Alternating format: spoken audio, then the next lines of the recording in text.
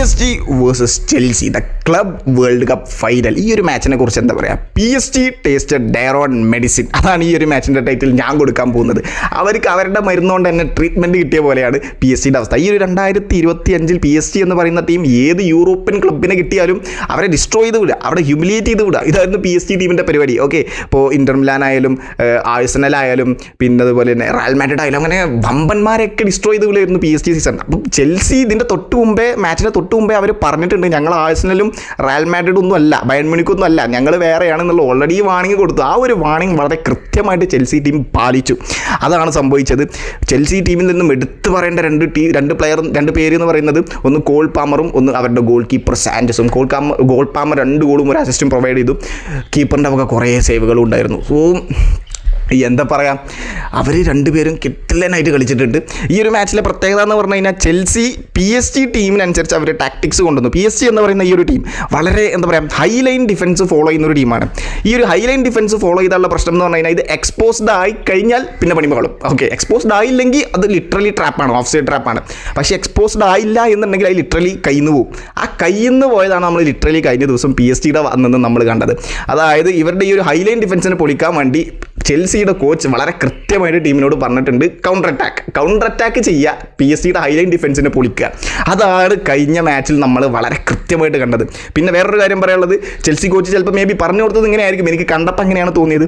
ആദ്യത്തെ ഒരു 10 minute literally attack ചെയ്തിട്ട് PSG അങ്ങോട്ട് ഒന്ന് ഷോക്ക് ചെയ്യുക. PSG ടീമിൻ്റെ പ്രത്യേകത എന്ന് പറഞ്ഞാൽ അവർ ടച്ച് കിട്ടിയാലും, അതായത് ആദ്യം ഫസ്റ്റ് ടച്ച് കിട്ടിയാലും അവർ ചെൽസിയുടെ ബോക്സിലോട്ട് അടിച്ചു വിട്ട് അവർക്ക് കൊടുത്ത് പിന്നെ പ്രസ് ചെയ്ത് അങ്ങനെ കളി സ്റ്റാർട്ട് ചെയ്യുക, ഒരു മാച്ച് ഒന്ന് തണുത്ത് കളി തുടങ്ങാൻ വേണ്ടിയിട്ട്. പക്ഷേ ചെൽസി നേരെ ഓപ്പോസിറ്റ്, അവർ ബോൾ കിട്ടി നേരെ അറ്റാക്ക് ചെയ്തു. PSG ലിറ്ററലി ഒന്ന് ഷോക്ക് ചെയ്തു. ആദ്യത്തെ ഒരു 10 മിനിറ്റ് ചിലപ്പോൾ മേ ബി അദ്ദേഹം ഒരു ബ്രേക്ക് ത്രൂ കൊണ്ടുവരാൻ പറഞ്ഞിട്ടുണ്ടാവും, എന്നിട്ട് അത് വെച്ച് PSG വീണ്ടും കൂട്ടാം എന്നുള്ളൊരു ഐഡിയ ആയിരിക്കും. പക്ഷേ ആ ഒരു ബ്രേക്ക് ത്രൂ കൊണ്ടുവരാൻ പറ്റിയില്ല ആദ്യത്തെ ഒരു 10 മിനിറ്റിൽ. അപ്പോൾ കോൾ പാമറിന് ഒരു കിഡിലും ചാൻസ് ആദ്യത്തെ 10 മിനിറ്റിൽ കിട്ടിയിരുന്നു. പക്ഷേ അത് അദ്ദേഹത്തിന് കൺവേർട്ട് ചെയ്യാൻ പറ്റില്ല. ജസ്റ്റ് ഇഞ്ചുകളുടെ വ്യത്യാസത്തിന് അത് പുറത്തേക്ക് പോയി. നല്ലൊരു ഷോട്ടായിരുന്നു അത്. പിന്നെ 10 മിനിറ്റ് കഴിഞ്ഞതും PSG ലിറ്ററലി അവർ ഷോക്കായി. ഓക്കെ, ലിറ്ററലി അവർ ഷോക്കായി. അവരുടെ ഡിഫൻസൊക്കെ പൊളിയാൻ തുടങ്ങി. ആ ഒരു സമയത്ത് കോൾ പാമർ ആരും ഗസ്റ്റോ അവരുടെ ആ ഒരു ചെൽസിയുടെ റൈറ്റ് ബാക്ക്, അദ്ദേഹത്തിൻ്റെ അസിസ്റ്റിൽ നിന്നും അദ്ദേഹത്തിൻ്റെ ഒരു കൗണ്ടർ അറ്റാക്ക് കിട്ടി. PSG ഇങ്ങനെ അറ്റാക്ക് ചെയ്ത് കളിൻ്റെ റിതം കുറക്കാൻ വേണ്ടിയിട്ട്, ആ ഒരു പേസ് കുറക്കാൻ വേണ്ടി അവർ പയ്യെ അറ്റാക്ക് ചെയ്തുകൊണ്ടിരുന്നതിന്. പക്ഷേ PSG ഡിഫൻസ് എല്ലാവരും ഇങ്ങോട്ട് പോയിക്കൊണ്ടിരിക്കുകയായിരുന്നു. ആ ഒരു ടൈമിൽ ഗ്യാപ്പ് കിട്ടി കൗണ്ടർ അറ്റാക്ക് ചെയ്തു. ഗസ്റ്റോ ആ ഒരു ബോൾ നേരെ കോൾ പാമറിന് എടുത്തു. കോൾ പാമർ ആ ഒരു റൈറ്റിലോട്ട് തന്നെ ആ ഒരു ഗോൾ ഗ്രൗണ്ടായിട്ട് അടിച്ച് ഡൊണറൂമനെ ബീറ്റ് ചെയ്തു. ഡൊണറൂമ ഈ ഒരു ക്ലബ് വേൾഡ് കപ്പിൽ ബീറ്റണാവുക എന്ന് പറയുന്നത് ഒരു ചെറിയ കാര്യമല്ല. അദ്ദേഹം ആ ഒരു ഗോൾ മാത്രമായിരുന്നു കൺസീഡ് ചെയ്തിരുന്നത്. ഇപ്പോൾ 4 ഫൈനലിൽ അവന്മാർക്ക് കയ്യിൽ നിന്ന് പോയൊരവസ്ഥയായി PSG ഒരു ബ്രഹ്മാണ്ഡ ടീമാണ്. ഞാൻ പ്രിവ്യൂലൊക്കെ ഞാൻ പറഞ്ഞിരുന്നു, PSG ഒരു ബ്രഹ്മാണ്ഡ ടീമാണ്, ചെൽസിക്ക് അവരെ മറികടിക്കുക എന്നുള്ളത് ബുദ്ധിമുട്ടുള്ളൊരു കാര്യമാണ് എന്നൊക്കെ ഞാൻ പറഞ്ഞിരുന്നു. എനിക്കതിൻ്റെ താഴെ കുറേ കമൻസ് വന്നിരുന്നു. ചെൽസി എന്ന് പറയുന്നത് അണ്ടർ എസ്റ്റിമേറ്റ് ചെയ്യേണ്ട ഒരു ടീമല്ല.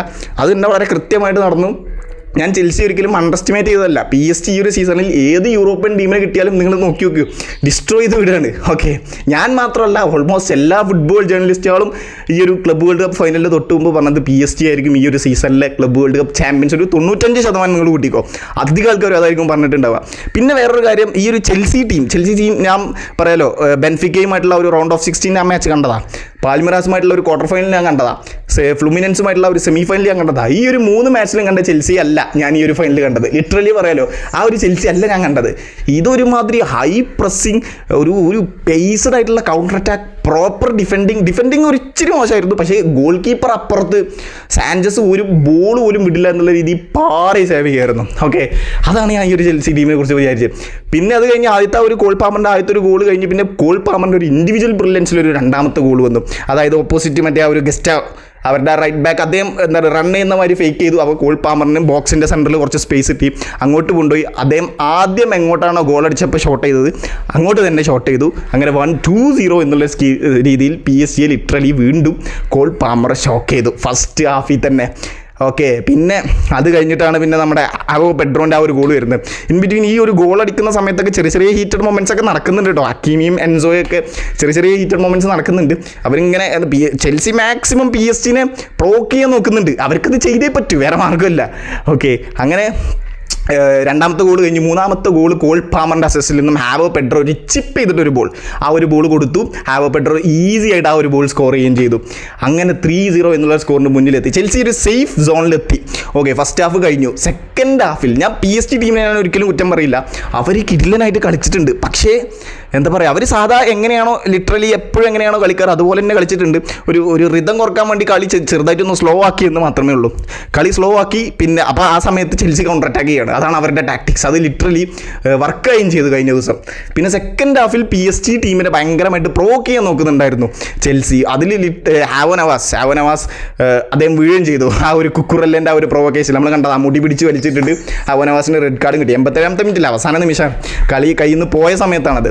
പിന്നെ അതുപോലെ തന്നെ സെക്കൻഡ് ഹാഫിൽ എന്താ പറയുക, ഗോൺസാലോ റാമോസിന് PSG അദ്ദേഹത്തിന് നല്ലൊരു ചാൻസ് കിട്ടിയിരുന്നു.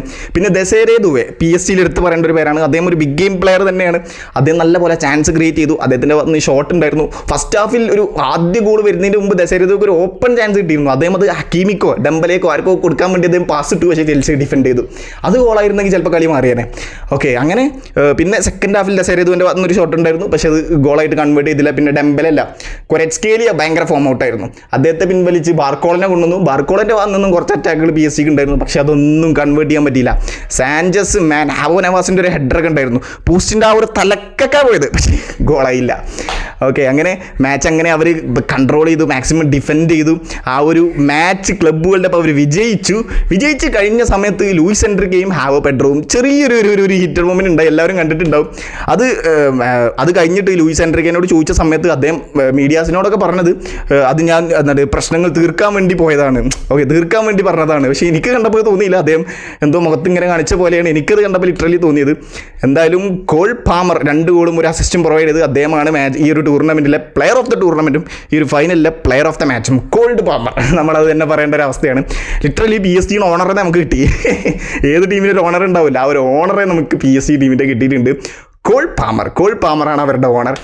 സോ ലിറ്ററലി എന്താ പറയുക, PSG ഒക്കെ ഷോക്കായി. നമ്മൾ മാത്രമല്ല, എല്ലാവരും ഒരു ഫുട്ബോൾ ജേർണലിസ്റ്റ് എല്ലാവരും പറയുന്നത് കോൺഫറൻസ് ലീഗ് ചാമ്പ്യൻസ് ആയിട്ടുള്ള ടീം ഒരു തേർഡ് ലീഗാണത്.